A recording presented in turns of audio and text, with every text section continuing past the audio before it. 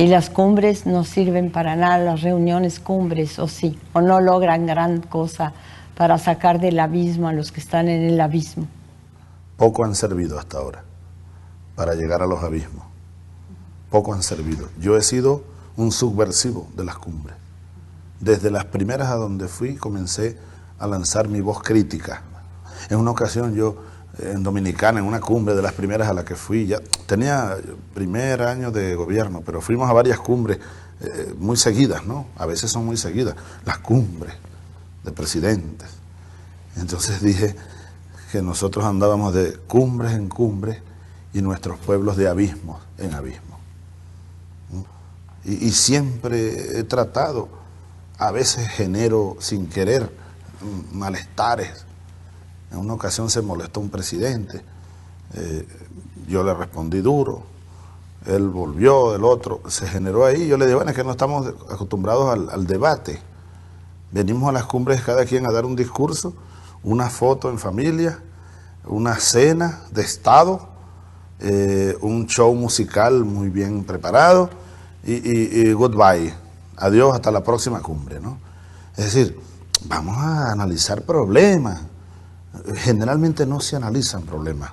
Ahora, cuando me ha tocado a mí ser anfitrión de las cumbres, trato de que sean útiles. También he ido a cumbres en otros países que han sido útiles. Por ejemplo, la de Margarita, aquí en Venezuela, a comienzos de año, fue una cumbre muy útil. Yo, anfitrión, pues uno tiene la ventaja de hacer la agenda. Entonces me alejé de las cámaras, nos encerramos en un salón, solo los presidentes, 3, 4, 5 horas, y yo llevé una agenda de puntos. Propongo esto. Y propongo que aquí discutamos y decidamos aquí hoy. Y afortunadamente logramos unos avances. Teníamos, por ejemplo, en el proyecto de integración suramericana, en 3 años no nos habíamos podido poner de acuerdo en el nombre. Yo siempre he dicho que el nombre de algo o alguien es importante. Tú a un niño no le vas a poner un nombre de qué sé yo, de alfombra, por ejemplo, ¿no? Entonces, unos hablaban de casa, otros hablaban de la integración del sur. Nosotros proponíamos UNASUR, que en nuestro punto de vista es un concepto geopolítico, ideológico incluso, geográfico también. Bueno, se aprobó llamar UNASUR después de un debate. Yo dije, bueno, los que no estén de acuerdo, vamos a discutirlo, aquí no hay cámaras ni nada, como hermanos. Acordamos el Tratado Energético Suramericano, este que está avanzando ya con varios países. Tomamos la decisión a algo que también teníamos más de 2 años discutiendo. La UNASUR, algunos decían que no había que crear más burocracia. Y yo siempre dije, y otros presidentes, pero bueno, ¿cómo no vamos a crear por lo menos una secretaría que tenga una modesta casa, un ranchito en cualquier parte, pero que y una persona con un pequeño grupo que lo ayude a coordinar esto? Se tomaron decisiones importantes. Lo social, colocar lo social por delante. Algunas cumbres son útiles, y yo te diría que si colocamos en un eje de ordenadas y abscisas, ¿no? Y llamamos a la variable a ser medida la utilidad de las cumbres, creo que se ha venido incrementando la utilidad de las cumbres. En el solo discurso, Elena, yo recuerdo 1999, mis primeras cumbres a las que asistí, era un canto general al neoliberalismo. Uno era la única voz disonante, tanto así que un día, la primera cumbre que coincidí con Fidel, ¿no? Hablaron, yo hablé, Fidel habló, y al final Fidel me manda una pequeña nota, por ahí la tengo. Chávez, siento que ya no soy el único diablo en estas cumbres. Éramos una voz disonante y cuando coincidíamos los dos, hacíamos planes. Siempre Fidel y yo hemos hecho planes. Nos veíamos antes, la noche antes, casi siempre coincidíamos y cenábamos. Y bueno, mañana vamos a tratar de romper la monotonía de las cumbres. ¿Cómo? A veces él estaba hablando y yo lo interrumpía. O alguien más cercano que daba su discurso y uno, perdón, que no entendí, o puedo preguntar algo. De esa manera tratar de romper una monotonía de discurso tras discurso tras discurso y al final muchas veces sin conclusiones. Decía usted que los países son reacios a veces a recibir la ayuda de Venezuela, como en el caso de Colombia, que le voltean a usted le regresan la ayuda o se la voltean y dicen que es por una razón o por otra. Hay algunos países donde los movimientos de la derecha o partidos de la derecha tienen todavía digo, mucho peso, mucho poder, donde los medios de comunicación tienen una dictadura pero cerrada en manos de la extrema derecha, donde el imperio norteamericano tiene mucho peso y presiona. Entonces, bueno, se perturban los planes, los programas, se sabotean muchas veces. En buena parte de ellas nosotros logramos avanzar, derrotando las campañas. Te voy a poner un ejemplo. Nicaragua. No era Daniel presidente, y estaban presidentes de la derecha. Aquí vino un grupo de alcaldes sandinistas y otros que no son sandinistas o no eran sandinistas. Daniel vino con ellos. Pedían apoyo, mandaron una carta, firmaron muchos, incluso muchos ciudadanos, pidiendo apoyo de combustible, es decir, de ventas de combustible, pero con facilidades de pago, para ellos poder bajar el costo del combustible. Firmamos un convenio. No se pudo ejecutar, porque el gobierno allá pues no abría las puertas, no permitía. Firmamos luego otro con los sandinistas también para enviar fertilizantes. Bueno, un ministro de aquel gobierno de entonces de Nicaragua, el ministro de Defensa, nada más y nada menos, dijo que ellos estaban investigando porque ese fertilizante no era para siembra, sino para hacer explosivos, para armar allá en Nicaragua el aquelarre, el terrorismo. En una ocasión en Argentina mandamos un barco con full oil, la gran prensa de la derecha. El combustible venezolano no sirve porque pueden dañarse los vehículos, ¿no? Que tiene mucho azufre y no sé qué más. Una media verdad. Era cierto, solo que allá se iba a ligar. La combinación se iba a hacer allá para llevarlo al punto necesario. En una ocasión le mandamos un barco cargado de estas bombonitas de gas para las cocinas a San Vicente de las Granadinas, porque lo sabotearon allá unas transnacionales. La prensa de la derecha decía, cuidado, Chávez mandó un barco, porque llegó un barco militar nuestro, un barco militar venezolano, vienen a invadir, algo así decía. Entonces el primer ministro, Raúl González, va y él mismo preside la entrega de las bombonas. Ah, son bombonas, no son soldados. Iban unos soldados porque era la tripulación, pero era con bombonas. Entonces al otro día decían, cuidado, que las bombonas esas explotan, son de mala calidad. Sin embargo, se cumplió el programa. La misión Milagro. En México hubo todo un alboroto porque iban a venir en plena campaña electoral. Para nosotros es irrelevante que haya campaña o no haya en casos humanitarios. En la misión Milagro iba a venir un grupo de ciudadanos a ser operados de la vista. Entonces allá empezaron a hacer, hasta que hubo que parar el asunto, por todo el manejo inhumano de un tema que es tan humano, ¿no? Pero te decía que más allá de esas componendas, de esas perturbaciones, normalmente nosotros estamos demostrando seriedad, que cuando Venezuela dice, nosotros podemos ayudar en esto, cumplimos, ¿no? En Haití, en el Caribe, en Uruguay, en Paraguay, estamos cumpliendo. Entonces la gente se va dando cuenta, ¿no? Como me decía alguien un día, estábamos en una reunión y yo tenía al lado un presidente, estábamos oyendo un discurso lleno de mentiras, lleno de esas mentiras de un país que ofrece apoyo, no sé qué más. Me decía el amigo, bueno, ojalá que ellos cumplieran como ustedes cumplen los venezolanos. Nosotros tratamos de ser serios y verdaderamente solidarios y cooperar donde podamos cooperar. Pero más allá de esos obstáculos, vamos avanzando.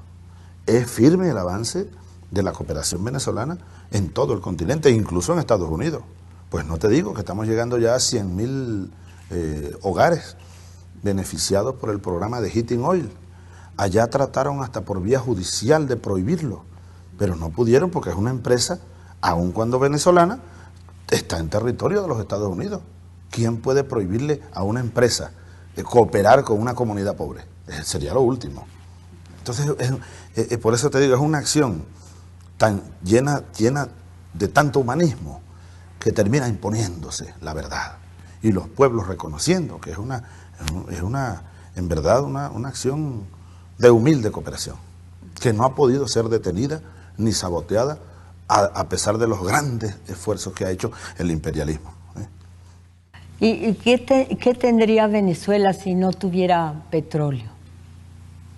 Seríamos sin duda alguna, si aquí no hubiera petróleo, Venezuela sin duda hubiese seguido el curso que venía llevando desde siempre, desde que antes que apareciera el petróleo. Seríamos un gran país agrícola, por ejemplo.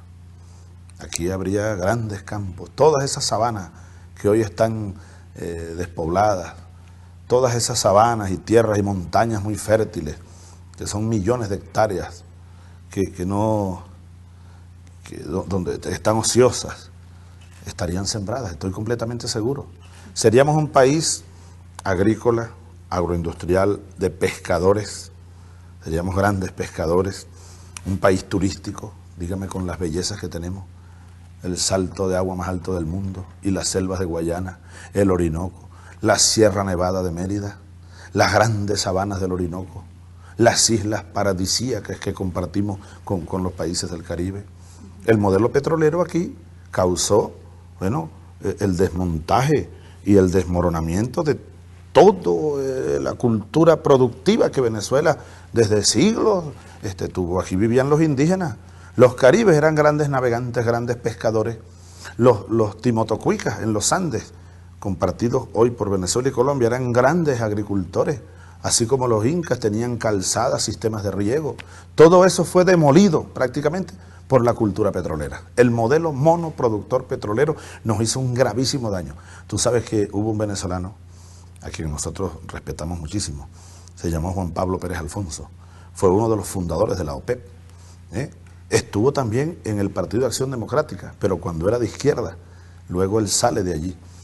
Juan Pablo Pérez Alfonso escribió muchos libros, gran intelectual, uno de ellos se llama Hundiéndonos en el excremento del diablo. Porque nos impusieron un modelo, el imperio nos impuso un modelo, ser productores de materia prima e importar todo lo demás. Ahora estamos comenzando a revertir ese modelo. Venezuela va a seguir siendo un país petrolero, pero Venezuela no va a seguir teniendo una economía monoproductora petrolera. Estamos diversificando la economía. Pero están exportando como plátano, banano, ¿qué?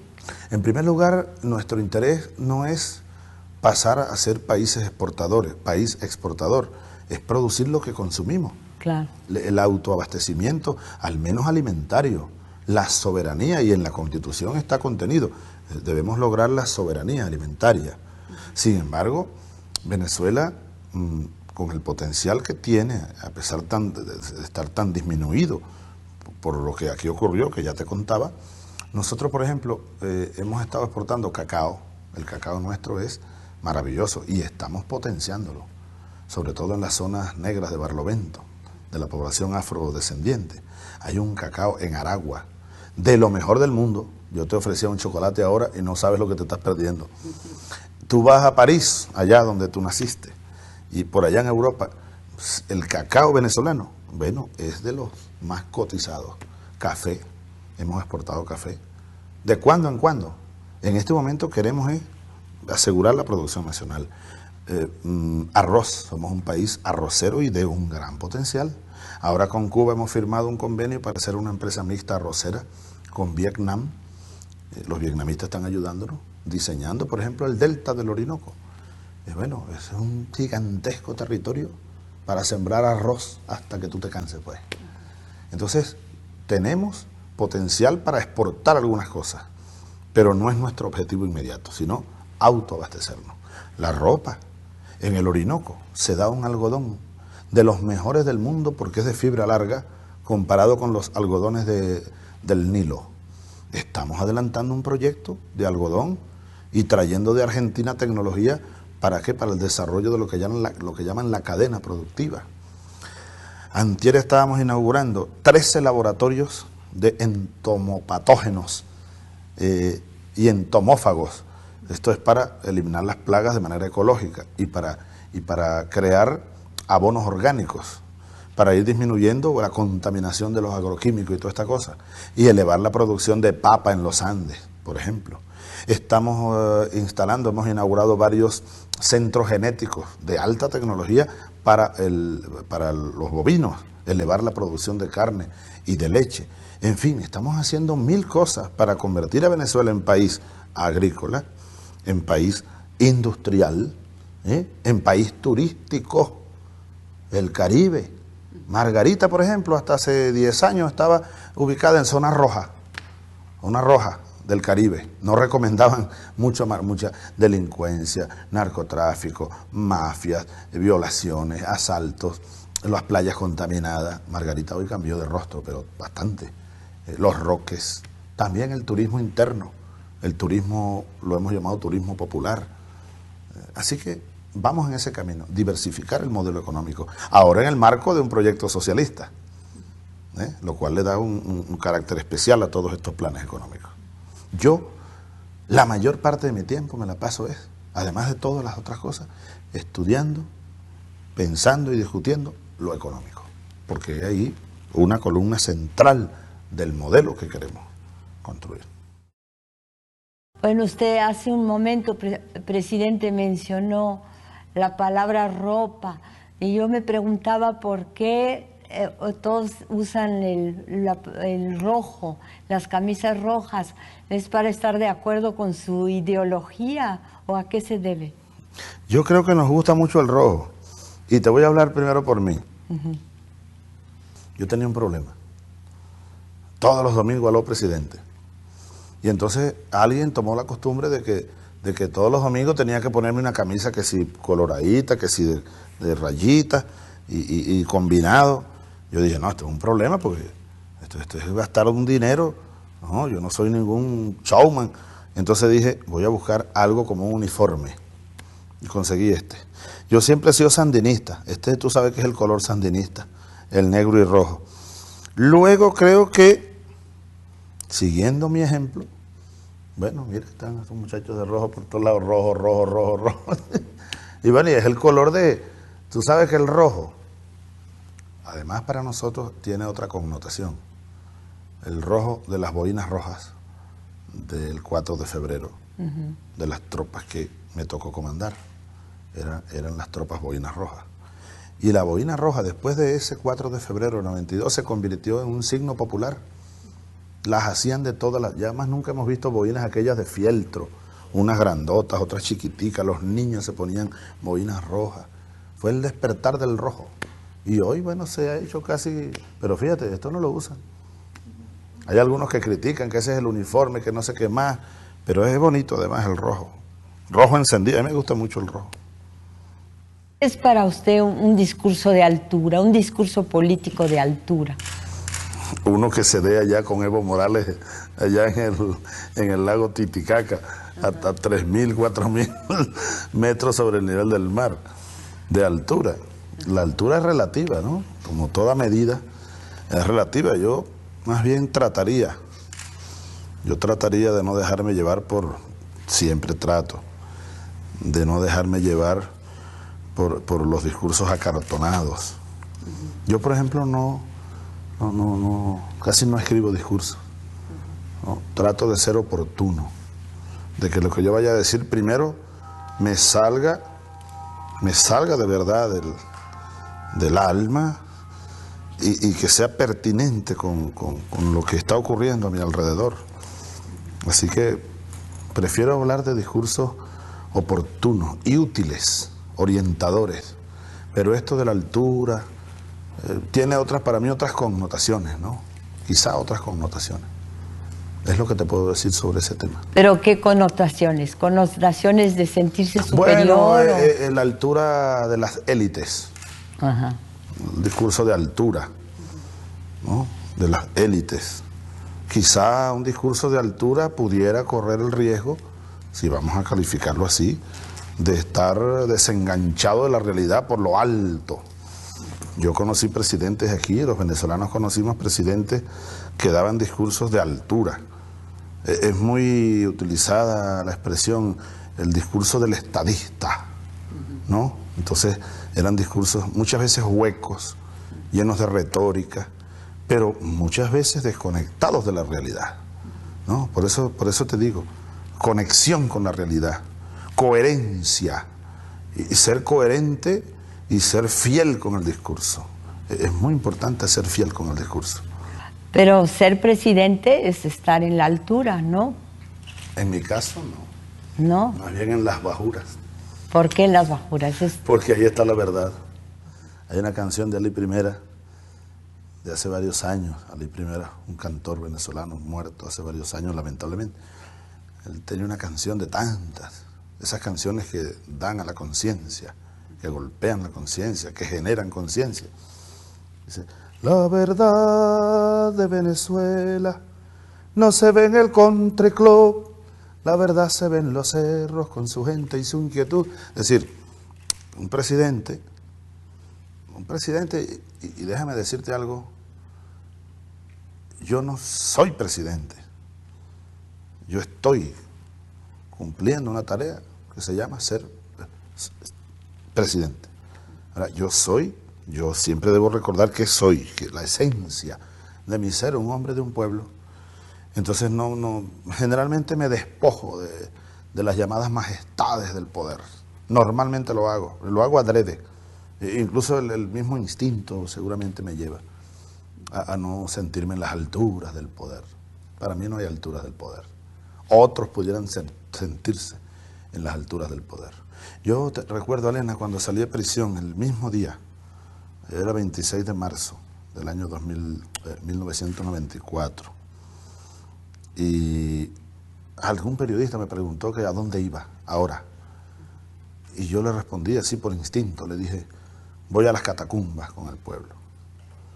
Es ahí donde hay que estar, en las catacumbas. Finalmente, presidente, ya no, porque ya habló usted muchísimo, ya estuvimos 8 horas con usted, pero le quería hacer una pregunta acerca de México. ¿Usted cree que va a haber una posibilidad de reconciliación? Tengo entendido que usted quiso bien a un embajador mexicano que era Jesús Puente Leiva, que usted se llevaba bien con él, que le caía en gracia o le caía bien.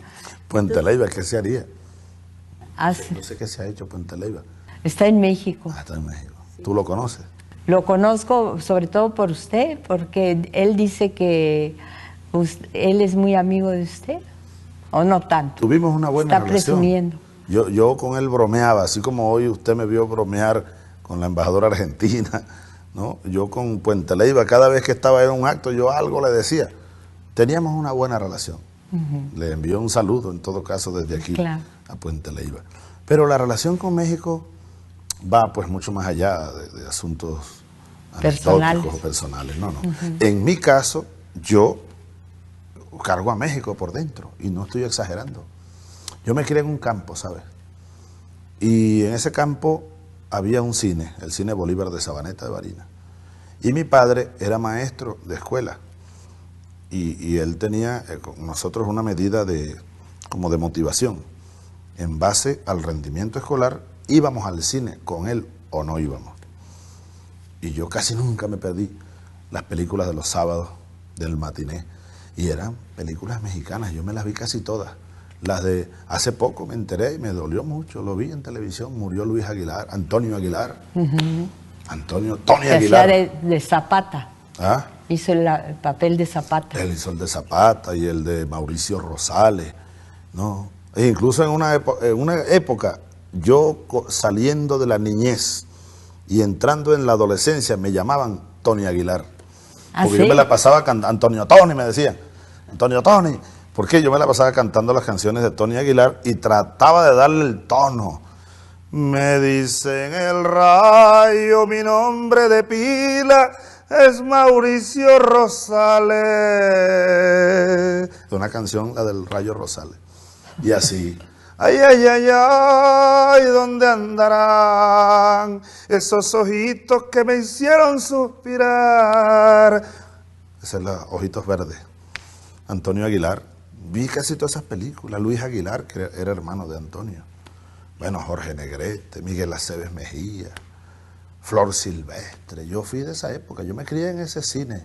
Y uno aprendió a conocer las rancheras, los mariachis. La primera vez que yo fui a México, ya de presidente electo. A ver. No, mentira. Yo había ido a México antes. Antes que me invitaron a Cuauhtémoc Cárdenas. Cuauhtémoc era alcalde electo, gobernador de la Ciudad de México. Yo estaba saliendo de la cárcel, 94, 95. Y a través de amigos comunes me llega una invitación de ir a México. Y yo fui, conocí a Cuauhtémoc, almorzamos. Con mi hija María andaba yo, que tendría ya 15 años. Y andaba con William Izarra, el papá de Andrés. Estábamos comenzando nosotros apenas a hacer un pequeño grupo y a perfilar un proyecto. Hablamos un rato, almorzamos. Y luego fuimos a un sitio de música venezolana en México. Y algunas reuniones con otros grupos allá, de la izquierda por supuesto. Recuerdo que por casualidad ese día llegó la marcha zapatista, muy grande, al Zócalo. Y estábamos en un hotel muy cerca. Mi hija estaba conmigo ahí en la habitación, yo salía del baño, qué sé yo, y me dice, papá, allá viene el Che. ¿Qué Che, chica? Me asomo, sí, venía la marcha grande, pero con un Che gigantesco, y parecía que el Che venía comandando aquello. Una vista impresionante. Bueno, esa fue la primera vez, pero yo le dije esa vez a Izarra, yo no me puedo ir de México sin oír unos mariachi, compadre. Y nos fuimos a la plaza Garibaldi. Y yo me tomé 5 tequilas. Claro. Como yo a México, yo sin tomarme. Y recordé en cada tequilazo mi infancia, mi juventud. Así que uno ama México. Y yo creo que este es un sentimiento de todos nosotros, los latinoamericanos. México, oye México. Y México y sus posiciones políticas durante todo el siglo XX.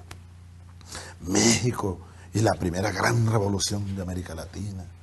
México y Pancho Villa, Emiliano Zapata. México es México, pues. México es tan grande, y no me refiero a su tamaño geográfico, tan profundo, tan inmenso, que por más imperio que tenga al lado, succionándolo, envenenándolo, dándole, México siempre será México. Pobrecito México, dijo aquel, tan lejos de Dios y tan cerca de los Estados Unidos. Pero fíjate, sin embargo, ahí está México. Y yo sí quisiera mejorar las relaciones diplomáticas, políticas, económicas, sociales con México. Créeme que lo hemos intentado desde que estaba Zedillo. Varias veces fui a México y las reuniones siempre conversábamos. Luego ganó Fox y aquí vino Fox y teníamos grandes expectativas. Puente Leiva era uno que me decía, mire, Fox, él tiene visiones para América del Sur, usted va a ver el cambio. No se vio. Algunos destellos. Vino aquí con sus botas vaqueras, fuimos juntos al Panteón Nacional, hicimos una reunión del grupo de los 3, en ese tiempo era Pastrana, y empezamos una buena relación. Mira, yo recuerdo que Vicente Fox, incluso yo fui a la toma de posesión, él me invitó y fui uno de los pocos que asistió con él a Oaxaca. Recuerdo que iba en el avión Lech Walesa y otras personas más ahí, yo los conocí, saludé. Fuimos a Oaxaca a una asamblea indígena y nos sentamos a oír a los líderes indígenas. Yo estaba muy motivado, yo dije, oye, parece que de verdad este hombre viene, oye, a mirar al sur y a mirar a su pueblo, Dios mío, ojalá. Luego lo visité varias veces, hablamos de petróleo, de una alianza PDVSA con Petróleos Mexicanos, hablamos del gas, no dejé, cada vez que podía, en Quebec hablamos bastante. En una ocasión incluso Vicente me llamó y me dijo, Chávez, estoy preocupado porque vengo de Washington. Y bueno, y a expensas de que nos estuvieran grabando, incluso era por teléfono, me dijo, estoy preocupado, Hugo, yo quiero ayudarte porque oí unas opiniones muy raras, me preocupa por ti, ¿no? Pero luego creo que a él, bueno, lo fueron llevando hasta que ocurrió lo que ocurrió, lamentablemente, ¿no? Ahora, después que pasó lo que pasó, a mí me usaron en la campaña, tú lo tienes que saber, para tratar de dañar a López Obrador. Yo no conozco a López Obrador. Incluso me hubiese gustado, lo confieso, haber conocido algo o alguien. Aquí vino una vez el hijo de Cárdenas de Cuauhtémoc, ¿cómo se llama? Que es gobernador. Se llama Lázaro Cárdenas Lazarito, Batel. ajá, Batel. que le dicen Lazarito. Aquí nos sentamos Lazarito y yo. Y le dije a Lazarito, llévale un abrazo a Cuauhtémoc, a López Obrador. A López Obrador. Dile que yo no lo conozco, pero bueno, que lamento mucho que estén inventando estas cosas, que si yo lo financiaba, que si él era igual a mí, no sé qué más. Pero toda una campaña tan perversa que tuvo, como tú sabes mejor que yo, que el Consejo Electoral o el órgano equivalente en México suspender hasta unas cuñas de televisión. Era una arremetida terrible. Entonces yo una vez lo planteé en reuniones de presidentes, lo he planteado. Sobre todo cuando vienen las elecciones, yo les digo a los presidentes, bueno señores, yo les ruego que a mí no se me use como tema interno de una campaña, porque yo me guardo el derecho de responder o no responder, me reservo ese derecho. Entonces, a veces uno responde y termina uno siendo el agresor.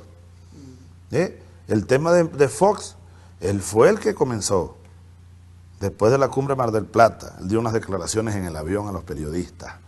Venía, parece que molesto, porque salió derrotado la propuesta de ellos, pues. El ALCA se acabó. Ya no era el Chávez solitario de Canadá, que me quedé solito cuando dije no estoy de acuerdo.